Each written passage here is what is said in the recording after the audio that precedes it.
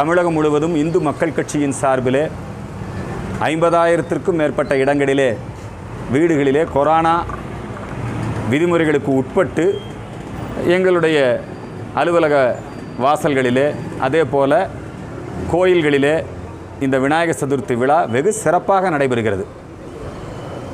அரசாங்கம் தடைகளை விதித்திருக்கிறது. ஆனாலும் கூட அந்த தடைகளை மீறி மக்கள் உற்சாகத்தோடு இந்த விநாயகர் விழாவை சிறப்பாக கொண்டாடி கொண்டிருக்கிறார்கள். பிற மத விழாக்களெல்லாம் நீங்கள் பார்த்தீங்கன்னா அந்தந்த வழிபாட்டு தலங்களில் மசூதி சர்ச்சுகளில் வந்து அவங்களுடைய அந்த கிறிஸ்துமஸ் விழா ரம்ஜான் விழாவையெல்லாம் அவங்க அதில் கொண்டாடுவாங்க. நேற்று கூட நீங்கள் பார்த்துருப்பீங்க, வேளாங்கண்ணிலையாக இருக்கலாம், வேறு பகுதியிலையாக இருக்கலாம், கூட்டங்களெல்லாம் நிறைய சேர்ந்தது. அரசாங்கமும் அதை வந்து சமாளிச்சுது. இன்றைக்கி நீங்கள் பார்த்தீங்கன்னா அறநிலையத்துறைக்கு சொந்தமான விநாயகர் கோயிலெல்லாம் பூட்டி வச்சுருக்கிறாங்க. இது எங்களுக்கு ஒரு வருத்தத்தை ஏற்படுத்தி இருக்கிறது. நாங்கள் அரசிற்கு முழு ஒத்துழைப்பை வழங்க தயாராக இருக்கிறோம். அது ஒரு பக்கம் இருக்கட்டுங்க. நம்முடைய இந்த விநாயகர் சதுர்த்தி தினத்தன்று இந்து மக்கள் கட்சியின் சார்பில் ஹோமங்கள் செய்யப்பட்டிருக்கிறது. ரொம்ப முக்கியமான பிரார்த்தனை, உலகை அச்சுறுத்தி கொண்டிருக்கக்கூடிய கொரோனா நோயை நீக்கிட வேண்டும். எல்லா மக்களுக்கும் நல்ல ஆரோக்கியமும் எல்லா விதமான வளங்களும் நலமும் கிடைத்திட வேண்டும். கணபதி ராயன் அவனிரு காலை பிடித்திடுவோம், குணம் உயர்ந்திடவே விடுதலை கூடி கழித்திடவே என்று இந்த விநாயகர் விழா மிகுந்த உற்சாகத்தோடு கொண்டாடப்படுகிறது. துவக்கத்திலே விநாயகர் விழாவுக்கு மொத்தமாக தடை என்கிற ரீதியிலே தமிழக அரசாங்கத்தின் அறிவிப்பு இருந்தது. நாங்களெல்லாம் கடுமையான எதிர்ப்பை தெரிவித்தோம்.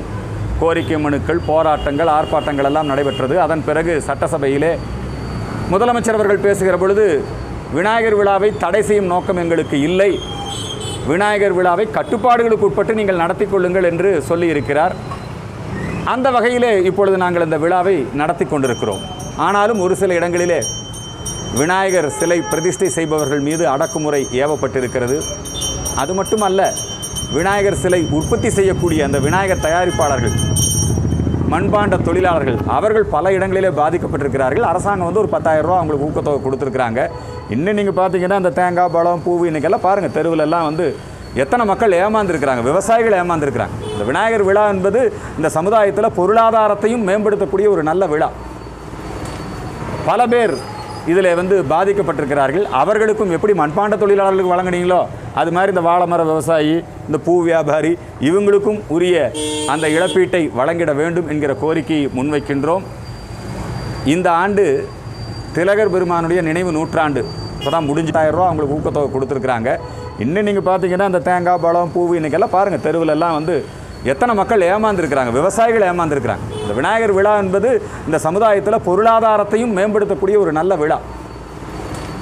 பல பேர் இதில் வந்து பாதிக்கப்பட்டிருக்கிறார்கள். அவர்களுக்கும் எப்படி மண்பாண்ட தொழிலாளர்களுக்கு வழங்கினீங்களோ அது மாதிரி இந்த வாழைமர விவசாயி, இந்த பூ வியாபாரி, இவங்களுக்கும் உரிய அந்த இழப்பீட்டை வழங்கிட வேண்டும் என்கிற கோரிக்கையை முன்வைக்கின்றோம். இந்த ஆண்டு திலகர் பெருமானுடைய நினைவு நூற்றாண்டு இப்போ தான் முடிஞ்சுது. திலகர் பெருமான் விநாயகர் விழாக்கள் மூலமாக சுதந்திர ஆவேசத்தை ஏற்படுத்தினார். சென்னையிலே மெரினா கடற்கரையிலே 1908 மகாகவி பாரதியாரும் சுப்பிரமணிய சிவா அவர்களும் திலகர் கட்டத்தை ஏற்படுத்தினார்கள். திலகர் கட்டத்தில் தான் ஒத்துழையாமை இயக்கம் துவங்கியது. திலகர் கட்டத்திலே தான் நம்முடைய சுதந்திர போராட்ட கூட்டங்கள் எல்லாம் நடைபெற்றது. திலகர் கட்டம்னு பேர் இருந்தது. அது இடையில கடந்த காலங்களில் என்ன பண்ணிட்டாங்கன்னா சீரணி அரங்கம்னு மாற்றினாங்க. திலகருடைய அந்த வரலாறு மறைக்கப்பட்டது. தேசபக்தர்கள் உச்சநீதிமன்றம் வரை சென்று மீண்டும் அந்த இடத்திலே திலகர் திடலுடைய அந்த சிறப்பை வலியுறுத்தக்கூடிய வகையிலே கல்வெட்டு வைக்கப்பட்டது. ஆனாலும் தமிழகம் எத்தனையோ தலைவர்களுக்கு என்னென்னவோ விழாக்கள் எல்லாம் எடுக்கிறார்கள். மெரினா கடற்கரையிலே திலகருடைய அந்த வரலாற்று சிறப்புமிக்க நினைவுகளை போற்றக்கூடிய வகையிலே நிகழ்ச்சிகள் நடத்திட வேண்டும். அந்த இடத்திலே திலகர் பெருமானுடைய திருவுருவச் சிலையை அமைத்திட வேண்டும். இன்றைக்கி மகாகவி பாரதியாருடைய நினைவு நூற்றாண்டு விழா நாளைக்கு. அரசாங்கம் வந்து அண்ணா, ஈவேரா இவங்களுக்கெல்லாம் என்னென்னமோ விழா எடுக்கிறாங்க, பாரதிதாசனுக்கு விழா எடுக்கிறாங்க. ஏன் பாரதியாரை புறக்கணிக்கிறீர்கள்? ஏன் பாரதியாரை இருட்டடிப்பு செய்கிறீர்கள்? நான் இந்த அரசாங்கத்திற்கு மிகவும் வருத்தத்தோடு நான் சொல்லிக்கொள்கிறேன். பாரதியை புறக்கணித்துவிட்டு தமிழ்நாடு எப்படி உருப்படும்? வாழிய செந்தமிழ், வாழ்கன தமிழர், வாழிய பாரதம் அணித்திருநாள். எனவே அரசாங்கம் தன்னுடைய நிலைப்பாட்டை மாற்றிக்கொள்ள வேண்டும். மகாகவி பாரதிக்கு சிறப்பு சேர்க்கக்கூடிய வகையிலே நடவடிக்கைகளை மேற்கொள்ள வேண்டும் என்கிற கோரிக்கையை முன்வைக்கின்றேன்.